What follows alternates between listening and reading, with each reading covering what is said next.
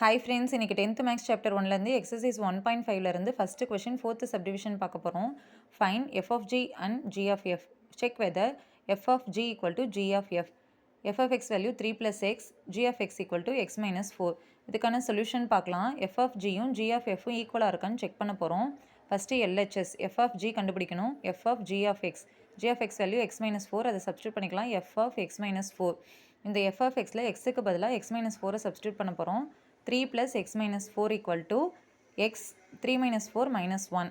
So x minus 1 இது first equation mark பண்ணிக்கலாம். அடுத்தது RHS கண்டுபிடிக்க போறோம். g of f, g of f of x.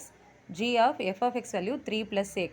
So இந்த g of xல xக்கு பதிலா 3 plus x ன்னு substitute பண்ண போறோம். So 3 plus x minus 4 equal to x minus 1. இது second equation. ரெண்டு equationையும் பாருங்க, ரெண்டுமே ஈக்குவலா இருக்கு. So from 1 and 2 LHS equal to RHS.